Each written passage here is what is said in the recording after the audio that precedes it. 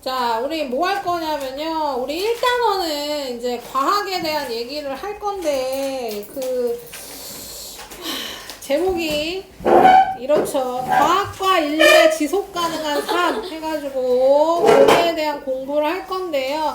그 전에 과학적 탐구 방법이라 그래서 이걸 공부하는데 여기 그림이 나오죠. 독해양 감자를 햇빛에 말렸더니 초록색으로 변했대. 그러면 얘가 왜 그럴까 생각했겠지?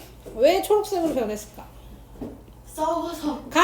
과학이라고 생각하시면 됩니다. 의문을 갖는 거, 이게 과학의 시작이에요. 어떤 현상이 벌어졌을 때, 어떤 걸 봤을 때, 뭔가 행동했을 때 이게 왜 그랬을까라고 의문을 갖는 것이 과학의 시작이다 라고 생각하면 되고요. 그 과학 탐구 방법은 뭐냐면요. 의문을 가져. 이게 첫 번째입니다. 문제 인식. 왜 초록색으로 감자가 변했을까? 그리고 뭐 했어요? 이 사람은, 이 학생은 햇볕에 말렸더니 초록색으로 변했잖아요. 그러면 생각한 거지. 뭐라고? 가설을 설정한 거야. 아, 햇빛을 닿으면 초록색으로 변하나 보다. 라고 가설을 세우는 거야. 좀 이상. 아니, 가설은 그야말로 뭐냐면요. 내가 생각한 잠정적 결론이야. 그러니까 맞을 수도 있고 틀릴 수도 있는 거예요. 사실 6%. 어떤 현상을 보고 거기에 어떤 가설을 세우는 거죠. 여기까지는 그게 틀렸든 맞든 상관없어요. 그냥 내가 생각한 걸로 가설을 세우는 거니까. 그 다음에 이제 여기서부터 중요한데요.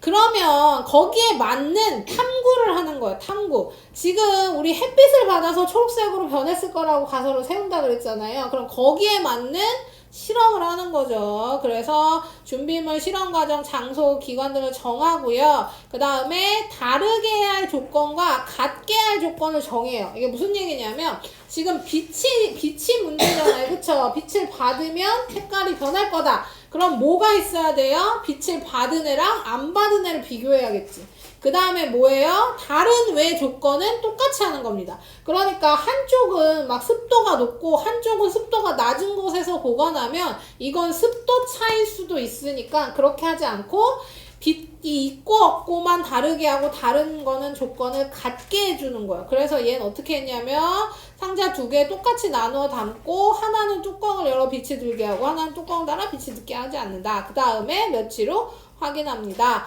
자, 요걸 변이 통제라고 하는데요. 영향을 줄 수 있는 조건을 통제하면서 실험한다. 그것이 변인 통제. 그래서 그거를 여기 포인트 있는 그대로 기록한다.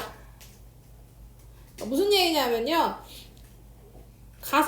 내가 생긴 가설이 빛이었잖아요. 근데 뚜껑을 열어놓은 거랑 닫혀놓은 거랑 별 차이가 없는 것 같아. 그래도 있는 그대로 기록하는 겁니다. 내 가설에 맞춰서 살짝 고치는 게 아니라 무조건 측정한 내용 그대로 기록합니다. 그랬더니 얘는 빛을 받은 감자는 초록색으로 변했고 빛을 받지 않는 감자는 색이 변하지 않았어요. 그걸 분석해서 자료를 정리하고 분석해서 결과를 얻는 거죠. 지금은 뭐 했어요? 내 가설이 맞았어. 그럼 결론을 도출하는 겁니다. 아, 빛이 받으면 초록색으로 변하는 거 맞았어요. 탐구의 결론을 내리는 거죠. 근데 만약에 아까도 얘기했듯이 뚜껑을 열어놓은 거랑 닫아놓은 거랑 별 차이가 없어. 둘 다 초록색으로 좀 변했어. 그럼 어떻게 되는 거예요? 가설을 수정할 겁니다. 가설 수정해서 다른 조건을 해보는 거지. 뭐 하나는 자외선을 해볼까요? 뭐 하여튼 그런 식으로 가설을 수정하는 겁니다. 그래서 다시 뭐 한다? 가설만 수정하고 끝나는 게 아니에요. 가설 수정한 다음에 다시 탐구 설계 수액 자료 해석 결론 도출까지 쭉 이어서 하는 겁니다. 그리고 아니면 다시 또 가설을 설정하고. 돈 많이 들었다. 이걸 대학원생들이 이렇게 하는 거야. 대학원생들 들어봤죠? 대학원생. 네, 대학 끝나고 대학원생들이 나오죠. 그러면 그것도 그만해. 그러니까 대학원생 뭐 과학으로 예를 들면 대학원생은 대부분 뭐 하냐면요. 실험을 해요. 실험을.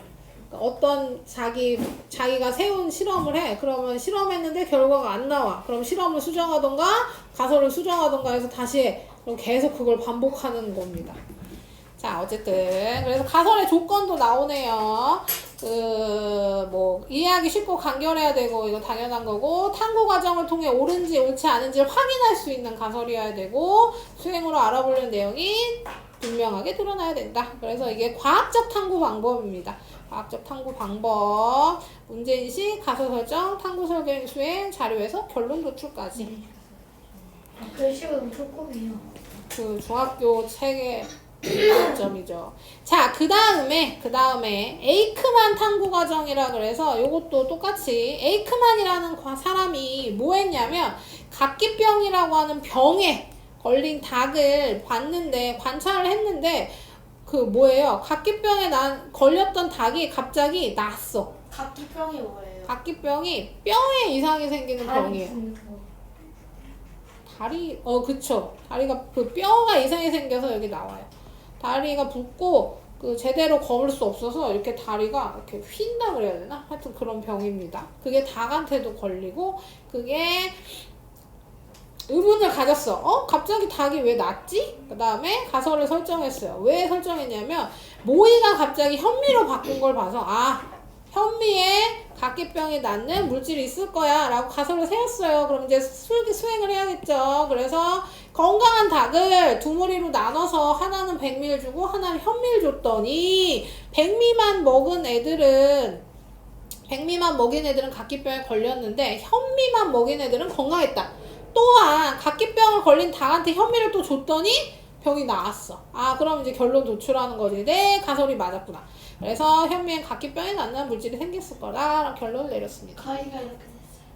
그래서 그것이 탐구 과정입니다. 물론 탐구 수행을 하는 과정도 있지만요, 다른 방법도 있죠. 다른 방법도 있습니다. 오랫동안 관찰해서 결론을 도출하는 방법도 있어요. 그래서 과학적 탐구 방법은 그렇게 탐구를 하는 방법도 있고, 아니면 관찰을 통해서 결론을 도출하는 방법도 있다. 이렇게 기억하시고요.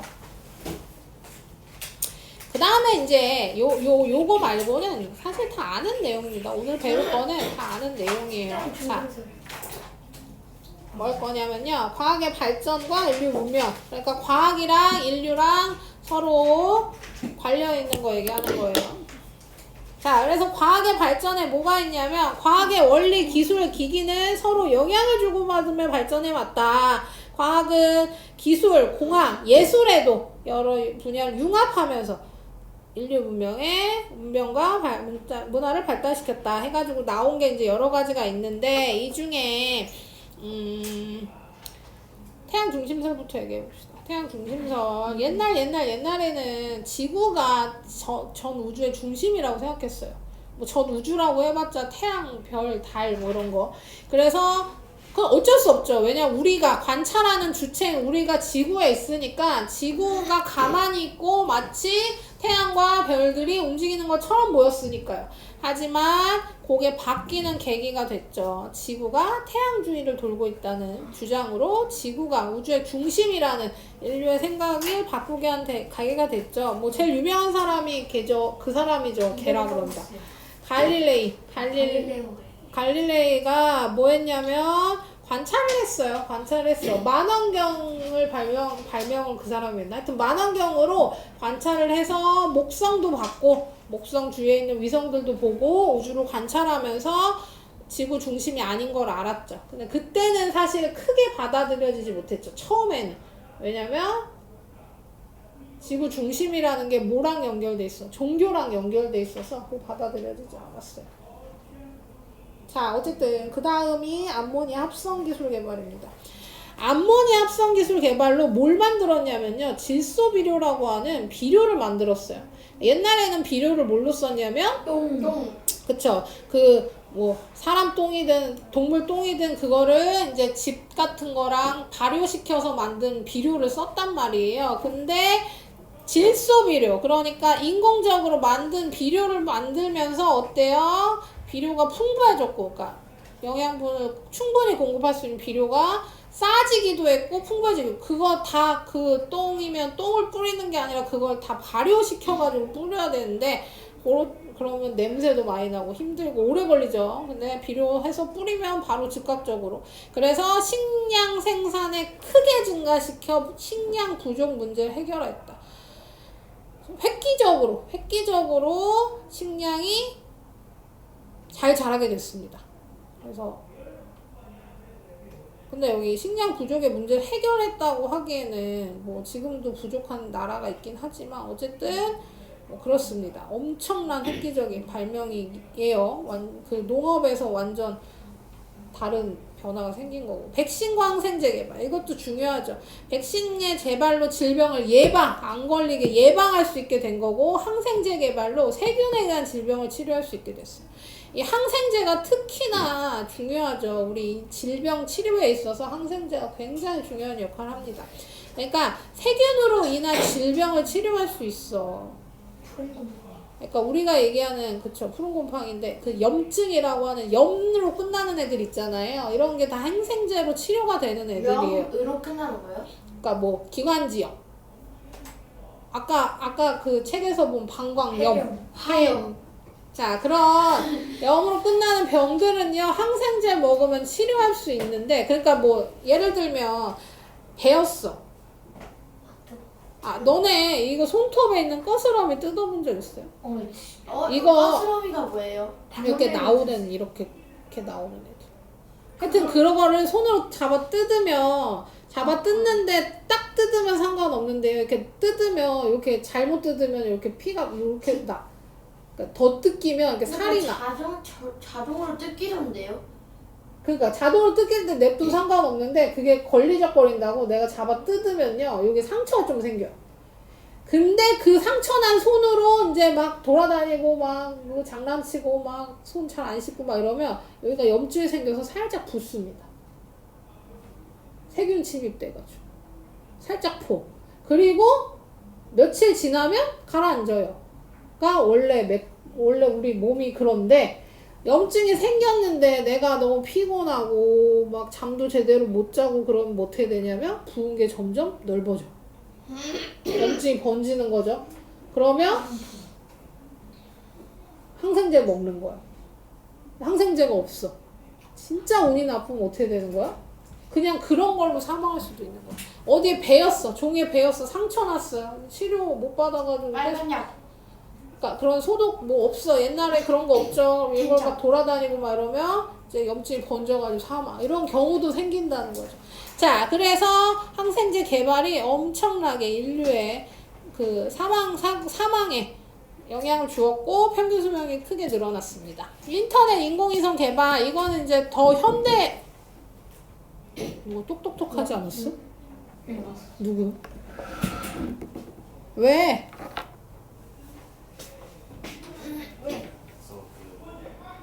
빨리 얘기해요.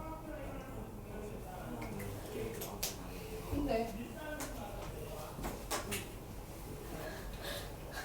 왜 가야 돼?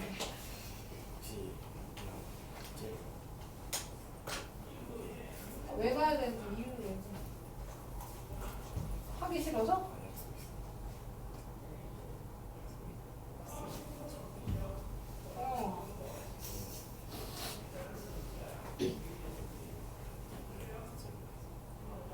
안 해오죠. 해올 수 있어요. 안 해오면 안 해오면 다음 주에 됐어요. 엄마한테 허락하고. 엄마 지금 이거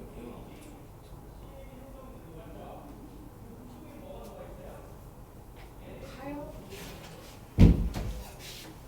좋대. 지금 클리닉 못 끝내서 그런 거야. 1시에 끝나야 된다. 못 끝내. 자, 그 다음에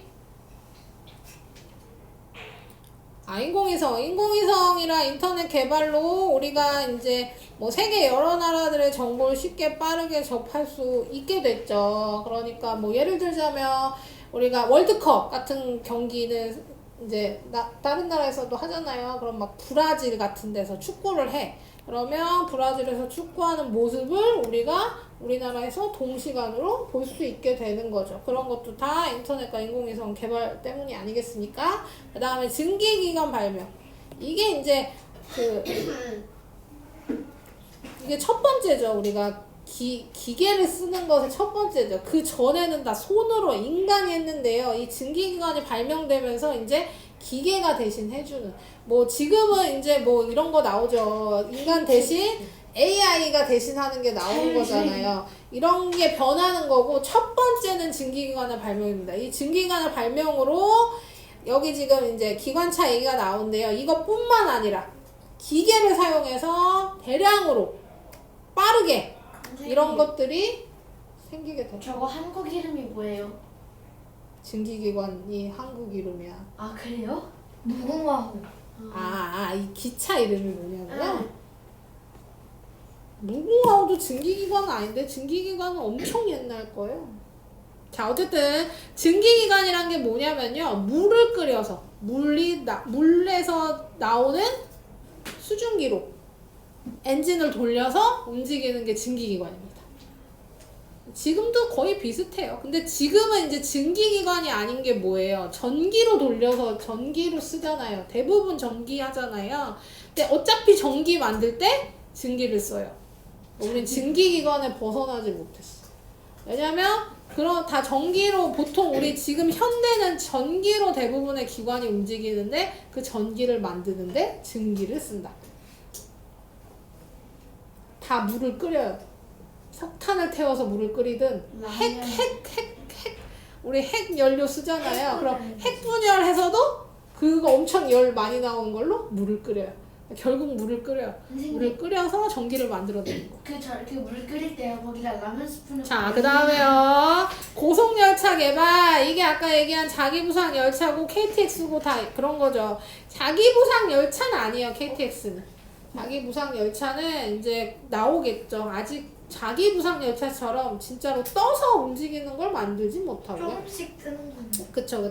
그러니까 우리가 자기부상 열차 하면, 그러니까 상상되는 게 붕 떠가지고 웅 움직이는 거잖아요. 이거는 아직 못하죠. 이번에 왜요? 그거 연구 뭐 개발해갖고. 그래요. 알고 있어요. 근데 그러니까 내가 지금 얘기한 상상한 거 웅 떠가지고 웅 그건 아직 못하고요.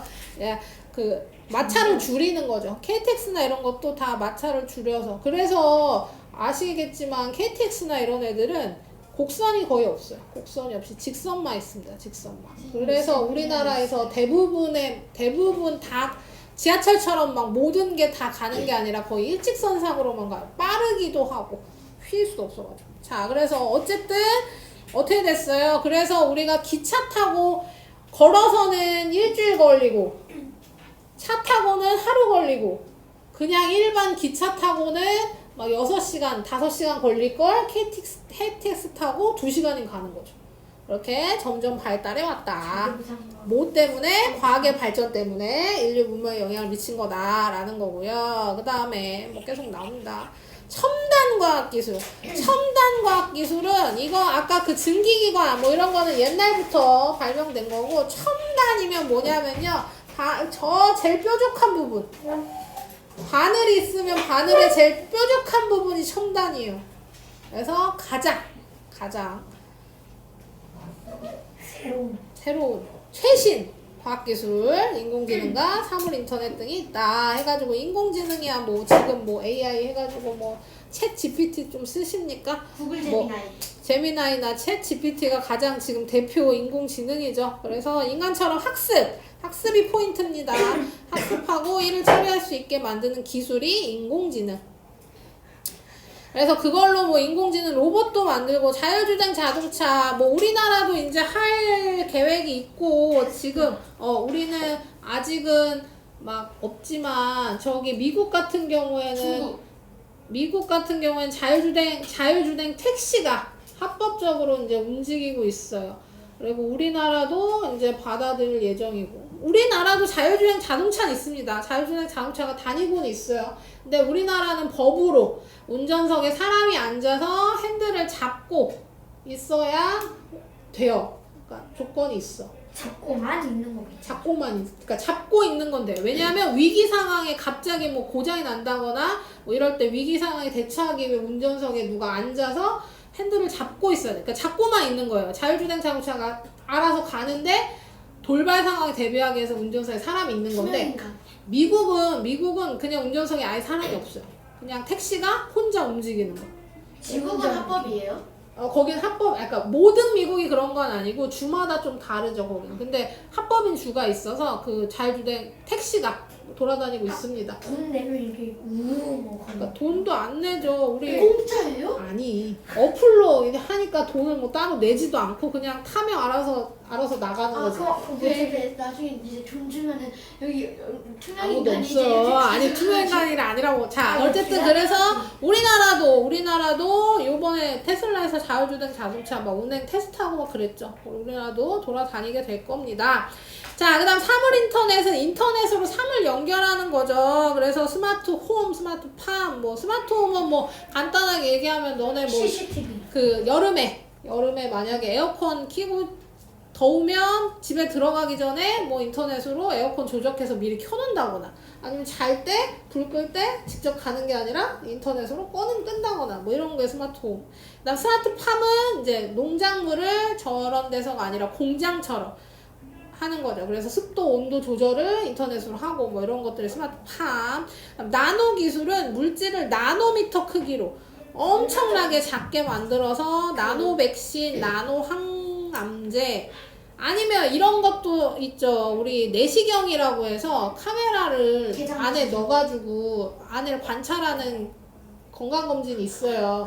근데 그때 카메라를 넣었는데 어떻게 넣냐면 줄을 매달아서 넣어요. 왜냐면 안을 보고 꺼내야 되니까 줄이 어걱어걱 들어간단 말이야. 입 벌리고 있으면. 그래서 수면으로 하는 거야. 자고 있을 때. 선생님 근데 그 내시경을 하면 똥꼬가 아프다는데 위내시경을 하는데 똥꼬가 왜 아파요? 대장내시경을 해야 대장 아프지. 내시경을 하면 왜 아파요? 미내시경한테 똥꼬는 두꺼워 줄이.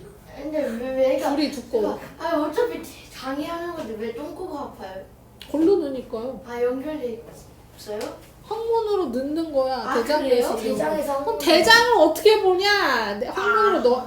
여기까지 보면 아니야. 수술로 위로 여기 입으로 넣는 거 위까지 보고요. 그래서 따로 하는 거야. 밑으로 밑에서 보고 위에서 봐요. 자, 미내시경 나오는데 갑자기 위에 퍽 하고 나오면 어떡해요? 위가 터지면 좋겠지. 수술해야죠, 그럼. 자, 그 내시경 얘기 왜 했냐면, 그래서 내시경을 작게 만들어서 삼키는 캡슐만큼 작게 카메라를 만들어서 삼키는 방법도 있습니다. 어떻게 알약. 나오고요? 알약만하게 카메라를 줄인 거야.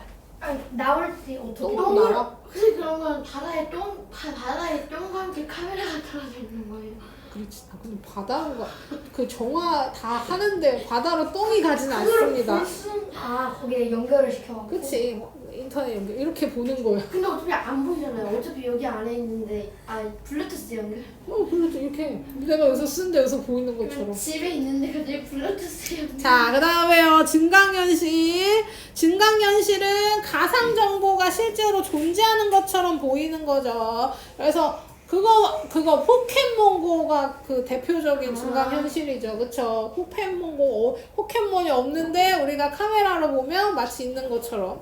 첨단 바이오. 그래서 유전정보 이용해서 유용한 물질 생산하는 거. 그래서 맞춤형 치료 개발 이런 것들. 첨단 바이오. 그래서 설명 다 했고 이제 지속 가능한 삶 보겠습니다. 지속 가능한 삶이라는 건 뭐냐면요. 이제 문제가 많죠, 지금. 더 나은 환경을 만들어서 현 세대 이후에도 모두가 행복하고 푸르한 삶을 지속될 수 있도록 고민하고 실천하는 삶이 지속 가능한 삶입니다. 자, 보시면 이제 지금만이 아니라 현 세대 이후에도 쭉 그러면 너희가 커서 성인이 되고 성인이 돼서 자식을 낳고 그 자식이 다시 성인이 되고 이런 쭉 이어지는 삶이 계속 풍요로운 사회가 지속될 수 있도록 고민하고 실천하는 삶입니다. 그래서 과학기술의 역할, 화석연료 사용으로 생긴 에너지 부족 문제랑 환경 문제를 해결하는 데 과학기술을 활용하고 있다. 지금 현 세대의 문제점이 뭐냐면 아까 얘기한 그 증기기관입니다. 증기기관이 생기고 그러면서 화석연료를 사용하고 이 연료를 사용하면서 생긴 에너지 부족과 환경 문제 를 이제 해결하는데 다시 과학기술을 활용하고 있는 겁니다. 일단 석탄, 석유, 화석 연료가 고갈되고 있어요. 고갈이 되고는 있지만 그 옛날에 그러니까 선생님 어렸을 때는 이게 되게 큰 문제였습니다. 석탄이랑 석유를 계속 써가지고 줄어들고 있어. 그래서 우리가 이제 이대로 사용하면 진짜 석유랑 석탄을 못 쓴다. 이랬는데요. 지금은 그렇지 않죠. 지금은 고갈되고 있긴 하지만 몇 년 동안 더 쓴다고 해서 막 사라질 그렇진 않습니다. 양이 많아요. 괜찮아. 우리 세대, 너네 세대도 괜찮아. 왜냐하면 그거를 가공하는 기술이 발달돼 있어서요. 원유를 파서 원유가 이만큼 나오면 우리가 쓸 수 있는 양이 조금이었는데 지금은 엄청 많아요. 그래서 문제가 적죠. 근데 큰 문제는 얘네죠, 얘네가 제일 큰 문제입니다. 환경오염과 기후변화. 환경이 파괴되고 있어요. 대기나 해양, 토양 뭐 안 파괴되는 게 없어요. 공기가 오염되고 땅도 오염되고 물도 오염되고 다 오염되고 있죠. 그래서 생태계 파괴되고 그 다음 지구온난화. 온실기체 늘어나서 지구온난화 심해지면서 기후변화가 나타나고 있죠. 너네 맨날 뉴스에서 나오지만요. 우리나라는 그게 좀 적죠. 왜냐면 기후변화가 이미 너무 심한 나라긴 하지. 여름엔 너무 덥고 겨울엔 너무 춥고 그러면 연교차가 막 40도 난단 말이야. 그런 데서 살고 있으니까 느끼지 못하는데요. 사실 뭐 이런 거. 너네 명태라는 생선 알아요? 명태, 코다리. 그쵸. 명태가 냄새가 오염된 거. 그래. 명태라는 생선이 얼리면 동태고 말리면 말리면 그거고 황태도 그걸 거야. 그 다음에 새끼에 말린 게 노가리고 뭐 그걸 얼렸다 말렸다 하면 코다리고 막 이런 식으로 이름이 되게 많아요. 왜 많냐면 그만큼 많이 잡히고 많이 먹어서 방법에 따라 이름도 다르게 붙인 거란 말이에요. 하지만 명태가 안 잡힌 게 우리 이제 한 마리도 안 잡힙니다. 안 잡힌 게 몇 년 됐어요. 꽤 오래됐어. 그러니까 명태가 안 잡혀 우리나라에서 이제. 뭐 지나가다 한 마리 잡힐 수는 있겠지만 그냥 안 잡혀요. 그러니까 우리가 먹는 명태, 그러니까 우리 집 코다리나 뭐나 이런 건 다 우리나라가 아니에요. 우리나라 산이 아니야. 왜냐면 이제 우리나라 근교 바다에서 명태가 살지 않습니다. 기후가 변해서 그래요. 사과도 마찬가지죠. 옛날에 사과가 되게 흔한 과일이고요. 남쪽 지방에서 자랐어요. 우리 대구라던가 저쪽 밑지방에서 자라던 게 사과야. 제주도 아닙니다. 근데 뭐예요? 지금 사과는 남쪽이 아니라 북쪽에서 자라요. 북쪽에서 더 훨씬 잘 자라고. 그러니까 서울 쪽. 아니 북한 말고 우리나라의 북쪽. 근데 시간이 더 지나면 우리나라에서 사과가 못 자랄 거라고 예상하고 있습니다. 지금 현재 사과도 엄청 비싸졌고 많이 안 자라서. 선생님, 북한에서는 그럼 사과가 잘 자라요? 그러겠죠 지금은. 북한 가서 그 다음에 옛날엔 제주도에서 바나나 키우기도 힘들었어요. 근데 지금 바나나가 아니라 망고가 자라죠. 망고가. 열대 과일이 자라죠. 그러니까 제주도는 이미 그렇게 변한 거예요. 제주도가 제일 남쪽이잖아요. 그래서 그런 기후변화가 나타나고 있습니다. 그래서 이제 과학기술을 활용해서 이제 방법을 찾는 게 일단 신재생 에너지 개발. 신재생 에너지 개발은 뭐가 중요한 거냐면 에너지 자원 고갈뿐만 아니라 뭐가 중요해요?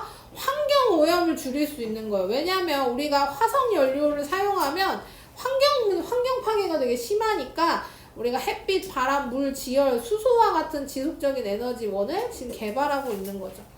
그 중에 이제 수소가 나중에 되면 이게 제일 중요한 에너지원이 될 거라고 예상하고 있습니다.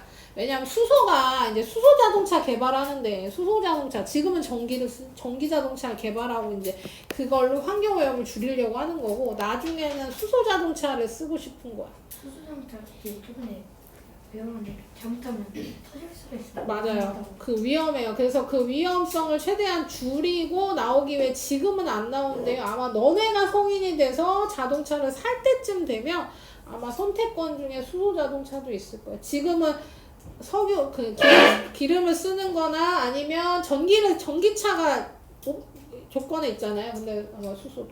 왜냐면 수소 자동차는 가열하면, 그러니까 태우면, 자동차가 가면 뭐가 나오냐면 수증기가 나옵니다. 물이 나와요.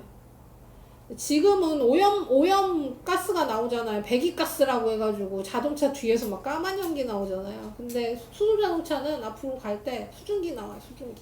그러니까 오염이 되지 않은 상태로 자동차를 할 수 있죠. 그래서 아마 그것이 개발이 될 거고, 그 다음 오염물질 감소. 이거는 지금 여러 가지 방법을 쓰고 있죠. 그 중에 전기 자동차도 그 중에 하나고, 탄소 포집 장치는 뭐냐면요.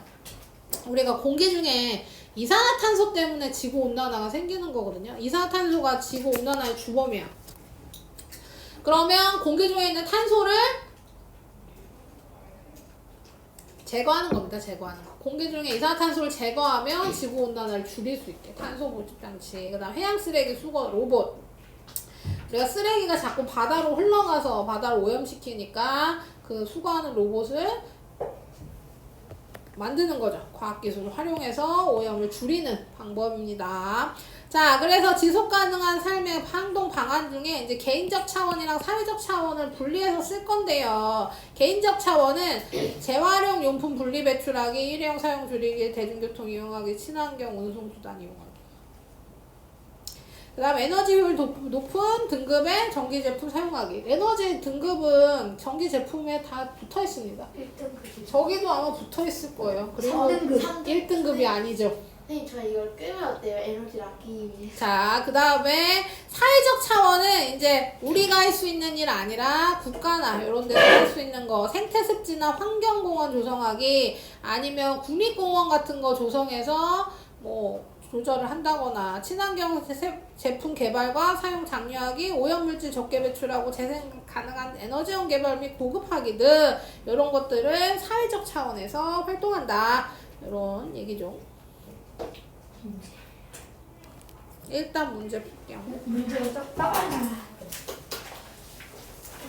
자, 할게요. 자, 문제 인식이 되면 가설을 설정하고 그 가설에 맞는 탐구 설계하고 수행해서 자료 해석하면 결론이 도출되는 거죠.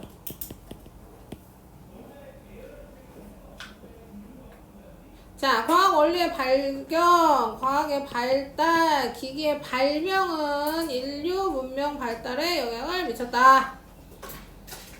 자, 이거는 뭐예요? 지속 가능한 삶. 지속 가능한 삶. 더 나은 환경을 만들어서 현 세대 이후에도 모두가 행복하게 살 수 있는, 지속될 수 있도록 고민하고 실천하는 삶입니다. 자, 탐구는 주변에 일어난 자연현상에 의문을 갖는 문제인식부터 시작합니다. 문제인식이 첫 번째, 의문을 가진 잠정적 결론인 가설을 세우고 이를 증명하기 위해 실험 설계를 수행한 다음에 결과를 해석해서 결론을 도출한다. 선생님 결론이랑 결과랑 달라요? 우리 계속 결론으로 배웠으니까 결론을 해주세요. 자, 백신 개발은 질병을 해서 인류의 크게 삶을 늘렸고요. 태양 중심설은 지구가 우주 중심이라고 생각했던 인류의 생각을 바뀌게 되었고, 인공위성 개발은 여러 정보를 접할 수 있게 됐고 증기기관으로 먼 곳을 많은 물건을 먼 곳까지 옮기게 될 수 있었다. 첨단 기술 과학이랑 뭔 거래요. 당연히 다 과학 기술의 개발로 바뀌어진 거지만 첨단이 아닌 건 관문이 합성 기술. 이건 예전. 자, 지속 가능한 삶을 활동 방향 옳은 거, 일회용 사용을 늘리는 게 아니라 줄여야죠. X. 대중교통 대신 자가용, 이거 반대죠. 이것도 X. 환경 조성하는 거, 분리 배출하는 건 다 O입니다. X, O. 자, 그 다음 넘겨보세요. 핵심 문제. 자, 1단원 하고 우리 2단원은 예습한다고 생각하고 한번 볼게요. 우리 2단원에 생물의 구성을 한번 쭉 볼 건데요. 생물 구성과 다양성 중에 생물의 구성에 우리 제일 첫 번째로 배울 건 뭐냐면요. 세포입니다. 세포는 동물, 식물뿐만 아니라 우리 몸, 우리 지구에 사는 모든 모든 생물은 세포로 이루어져 있어요. 그래서 지구에 사는 모든 생물은 세포로 이루어져 있으며 세포는 생명활동이 일어나는 가장 작은 단위입니다. 이게 중요하죠. 왜냐하면 세포보다 더 작은 것도 있어요. 세포를 이루고 있는 기관들은 더 작겠죠, 세포보다. 근데 뭐한다? 생명활동이 일어나는 단위, 가장 작은 단위가 세포이기 때문에 우리가 기본 단위가 세포다라고 부르는 겁니다. 옛날에는 세포가 있는지 몰랐는데요. 이것도 과학의 발전과 기술의 발전으로 세포를 확인했죠. 그래서 지금 그럼 왜 몰랐을까? 왜 있는지 몰랐냐면 작아서 그렇습니다. 작아서. 눈으로 볼 수 있는 세포는 없진 않은데 대부분은 눈에 보이지 않을 만큼 작기 때문에 예전에는 세포의 존재를 몰랐고 지금 현재는 잘 알고 있지요. 그래서 구조와 기능 보시면 세포의 구조와 기능 보시면 각각의 고유한 기능을 수행하는 소기관으로 이루어져 있는데요. 자, 일단 동물과 식물의 공통적인 거는 핵, 세포막, 세포질, 마이토콘드리아입니다. 얘는 식물 세포에게도 있고 동물 세포에게도 있어요. 공통적인 거. 그 다음 엽록체랑 세포벽은 뭐 하는 거? 식물에게만 있습니다. 동물에게는 없어요. 자, 그래서 핵이 있고 세포막, 세포질, 마이토콘드리아. 마이토콘드리아는 뭐냐면 우리 과학책 같은 거 많이 보면요. 미토콘드리아라고 써 있는 책도 많을 거예요. 아이고, 글씨가. 미토콘드리아입니다. 미토콘드리아라고 써있는 책도 꽤 있을 거예요. 그래서 발음이 변경됐습니다. 표준어가 바뀌었어요. 그래서 지금은 마이토콘드리아라고 불리고 있고요. 에너지를 만드는 기관입니다. 에너지를 만드는 기관. 그래서 핵은 유전 물질 들어있고, 그 다음 세포막은 세포를 둘러싸고 있는 얇은 막이에요. 여기서 많이 착각하는 게 세포막은 식물 세포에게도 있어요. 세포가 있고, 세포막이 있고, 그 바깥쪽에 벽이 있는 겁니다. 이렇게 구성되어 있고요. 그 다음에 엽록체랑 세포벽이 있는데 엽록체는 과합성하는 곳이죠. 장소입니다. 장소. 그리고 초록색을 띠는데 초록색을 띠는 이유는 엽록소라고 하는 게 있어서 그래요. 그 다음 세포벽은 바깥쪽을 둘러싸고 있는 벽입니다. 세포 안을 보호하는 역할을 하죠. 그래서 이렇게 세포가 이루어져 있다라고 생각하면 돼요. 요게 모여서 세포가 되고 세포들이 아까 얘기한 대로 생명활동이 일어나는 가장 기본 단위가 되는 거죠. 그 얘기는 뭐예요? 세포가 다시 모여서 우리 몸을 이룰 거다. 이렇게 생각하시면 되고요. 뭐 이거는 다음 시간에도 자세히 얘기하겠지만 뭐 우리 유전 물질이 들어있대요. 우리 쉽게 얘기하는 DNA 우리 많이 얘기 들어봤죠. DNA라는 게 들어있어서 핵은 유전할 때도 꼭 필요한 기관입니다. 자, 그래서 요 정도 설명하고요. 그 다음에 여기 다시 정리가 쫙 돼 있죠. 모든 게 공통적으로 있고, 그 다음에 식물 세포에게는 엽록체랑 세포벽이 있고, 동물 세포에게는 엽록체랑 세포벽이 없다. 이렇게 기억하시면 되겠습니다.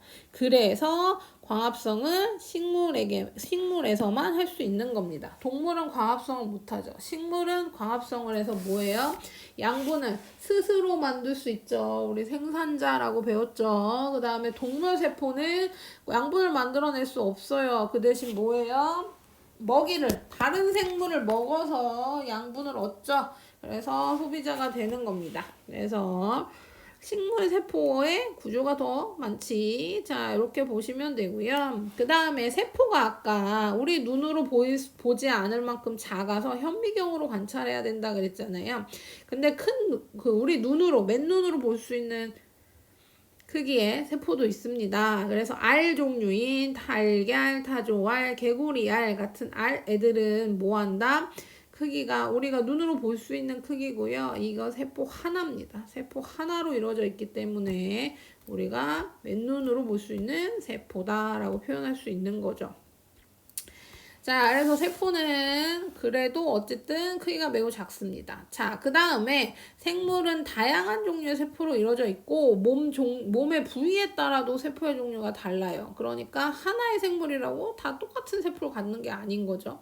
그 다음에 몸의 부위에 따라 세포 종류가 다르고 그 다음에 종류에 따라 모양과 크기 기능도 다릅니다. 우리 아까 앞에서 요게 동물세포고 요게 식물세포라고 배웠어요. 이건 이제 대표적인 모양입니다. 대표적인 모양. 동물세포는 세포벽이 없어서 둥글둥글하게 생겼고 그 다음에 식물세포는 벽이 있기 때문에 각지게 생겼고 이런 뭐 대표적인 모양을 가지지만 모든 세포가 다 동일한 모양을 갖는 건 아니죠.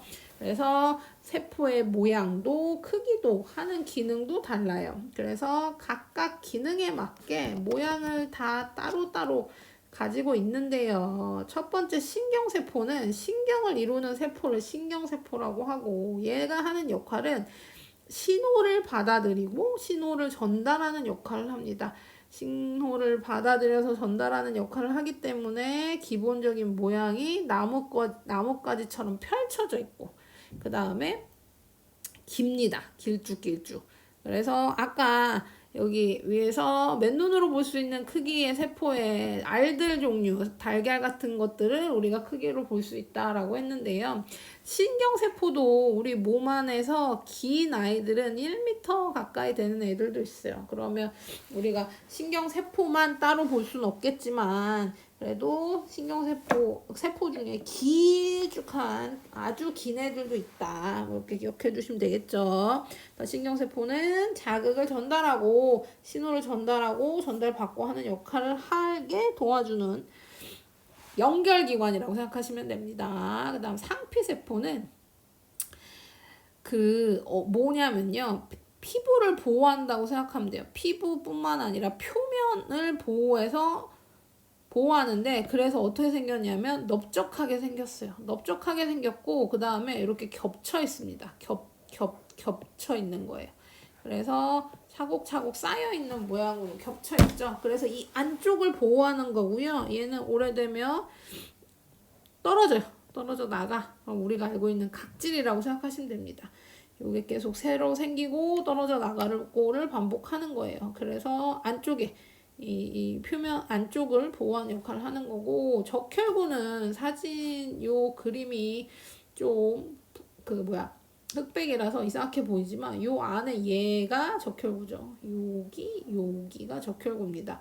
지금 책에 보신 컬러라서 더 자세히 보일 텐데요. 색깔이 보이죠? 색깔이 적혈구는 적색입니다. 빨강색이죠. 빨강색이고 지금 가운데가 이렇게 까맣게 있는데요. 얘가 오목하게 생겼어요. 그러니까 옆에서 보면 이런 식으로 생겼습니다. 그래서 가운데가 오목한 원반 모양이고 혈관을 따라 이동할 거예요. 혈관을 따라 온몸을 이동할 거고 이때 산소를 운반한다. 온몸으로 산소를 운반한다. 이렇게 보시면 됩니다. 그래서 우리 혈액 같은 경우에는 적혈구만 있는 건 아니죠. 적혈구가 혈액이 있습니다. 빨간색 적혈구는 빨강색이라서 우리 혈액도 빨강색을 띈다. 이렇게 생각하면 되고요. 혈액은 액체 부분과 고체 부분으로 나눌 거고요. 액체는 혈장이라고 합니다.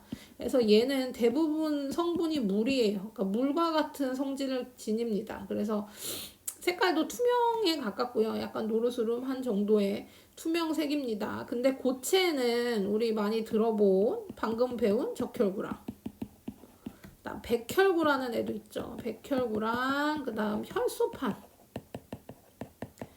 이런 고체 물질들이 있어요. 이 중에 적혈구가 가장 많고 이 적혈구 때문에 혈액이 붉은색을 띈다. 이렇게 생각하시면 되죠. 그래서 요렇게 혈액을 이루고 있다라는 거죠. 요거 각각 세포입니다. 세포.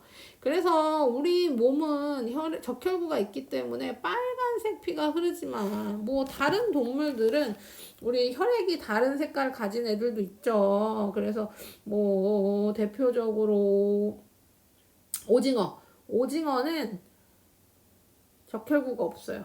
그래서 뭐 어머니들 보시면 뭐라고 해야 돼? 어머니들이 생선 손질할 때 보시면 생선은 손질하면 피가 나요. 생선은 빨간색 피를 가지고 있습니다. 근데 오징어는 손질하는 거 옆에서 보시면 어떠냐면요.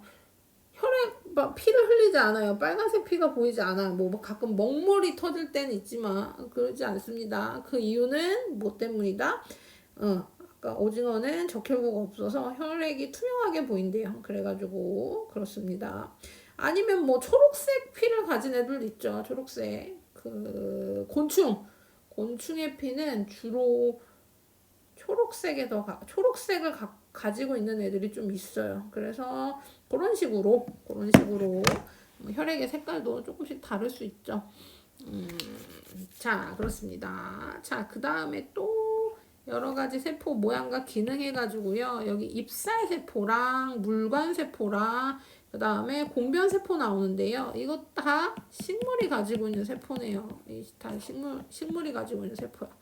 여기서 얘기한 얘네들은 다 동물의 세포들이었고요. 요거는 다 동물들이 가지고 있는 거였고, 요 밑에는 식물들이 가지고 있는 거였습니다. 그래서 엽록체가 많은 벽돌 모양의 세포로 빛이 잘 흡수할 수 있는 방향으로 차곡차곡 배열돼 있어요. 이렇게 보시면 이것도 좀 자세히 보시면 이게 네모난 모양으로 이렇게 차곡차곡 이렇게 있죠. 얘네들이 엽록체가 많아서 광합성이 활발하게 일어나게 하기 위해서 빛이 잘 흡수되는 방향으로 배열되어 있습니다. 그다음 물관세포는 지금 여기 일부만 찍어서 좀 징그러워 보이는데요. 요 사이로 관이 있는 거죠. 여기로 몰이 왔다 갔다 할 수 있는 통로입니다. 그래서 속이 비었고 긴 관 모양으로 물이 이동하기 적합합니다. 그래서 물관세포 이거를 우리가 물관 식물은 관이 2개 있어요. 물관이라고 하는 거랑 채관이라고 하는 게 있는데요. 물관은 물이 지나가는 통로, 채관은 양분이 지나가는 통로 이렇게 관이 2개 있습니다. 그 중에 물관 세포들 관 모양으로 연결돼 있어서 물이 이동하기 적합합니다. 자, 그 다음에 공변 세포는 나중에 훨씬 더 자세히 배울 건데요. 세포가 2개 있어요. 2개. 이게 공변세포고 이 공변세포가 휘어지면서 여기도 보시면 이렇게 휘어지면서 기공이라고 하는 구멍이 만들어집니다.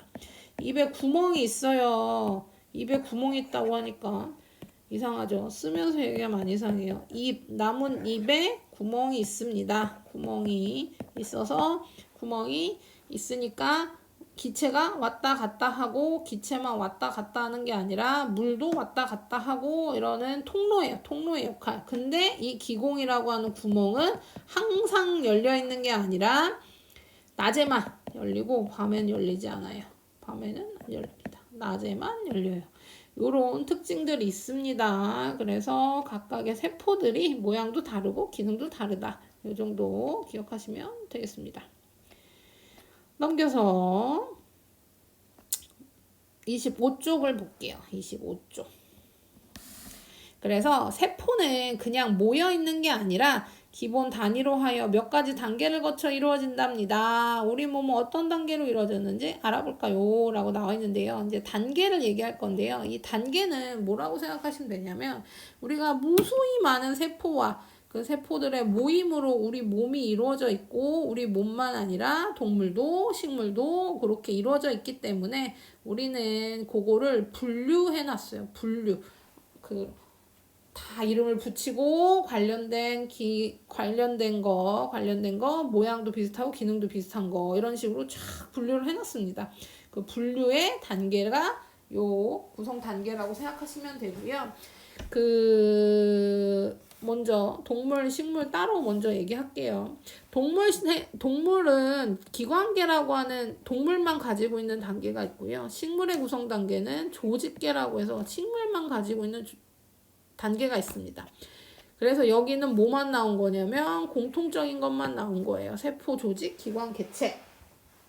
이거부터 설명을 할게요. 세포가 가장 기본 단위라고 했잖아요. 그 세포 중에 모양과 기능이 비슷해서 묶어놓은 단계가 조직입니다. 조직이고 조직 중에서 여러 조직이 모여서 이 조직들이 모여서 특별한 기능, 특정한 기능을 하는 단계가 기관이에요. 그래서 우리 기관은 우리 많이 얘기하는 뭐예요? 그 내장기관이라고 얘기하는 거. 우리 뭐 호흡기관, 호흡기관, 소화기관, 배설기관 하는 것처럼 심장, 위, 폐, 뭐 대장, 소장 뭐 이런 것들. 그래서 기능을 갖춘 단계가 기관이고 그 기관들이 모여서 개체가 된다라고 하는 건데요. 이제 또 자세히 동물부터 보겠습니다. 동물은 세포, 뭐 여기 예로 나와 있는 게 근육세포, 상피세포. 우리 아까 앞에서 상피세포 했죠. 피부 안쪽, 피부에 덮여 있어서 피부 안쪽, 표면 안쪽을 보호하는 역할을 하는 게 상피세포였어요. 이런 비슷한 기능을 해서 묶어놓은 게 근육조직, 상피조직. 그리고 그 조직들이 모여서 특정한 기능을 하는 갖춘 단계가 기관입니다.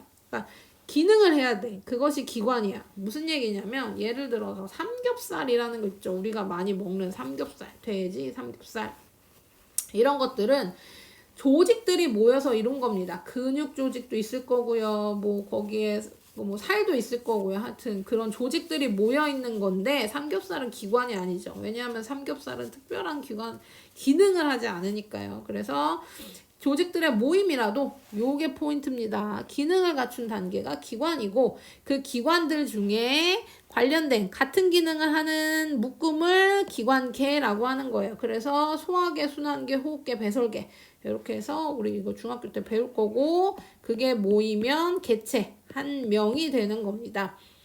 그래서 하나의 독립된 생물체가 개체입니다. 사람 한 명, 고양이 한 마리 이렇게 단계가 구성 단계가 되는 거죠. 그래서 동물은 그렇고 그럼 조직은 식물은 뭐가 다르냐 그것도 보시면 식물은 조직계라고 하는 게 있어요. 조직계. 얘도 똑같습니다. 세포로 기본 단위고 세포와 기본 단위고 세포들이 모여서 모인 단계는 조직 그리고 여러 가지 조직이 모여서 이루어진 단계 얘가 기능을 담당하는 단계라고 생각하시면 됩니다. 얘가 조직계고요. 조직계가 모여서 모양과 기능을 갖춘 단계가 기관이야. 근데 우리는 그 동물들은요 기관이 굉장히 복잡합니다. 그래서 기관계를 갖추고 있는 건데요. 식물의 기관은 단순해요. 잎, 뿌리, 줄기, 꽃 요 정도가 기관이기 때문에 따로 기관계는 따로 없죠. 그러면 여기 또 나오지.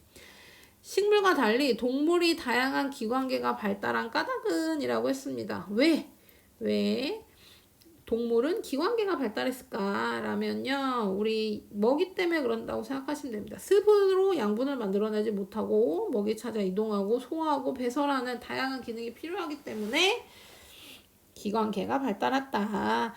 식물계는 기관계는 발달하지 않고 조직계가 발달했다. 이렇게 보시면 됩니다. 그래서 기관들, 잎, 뿌리, 줄기, 꽃이 모여서 개체가 된다라고 보시면 됩니다.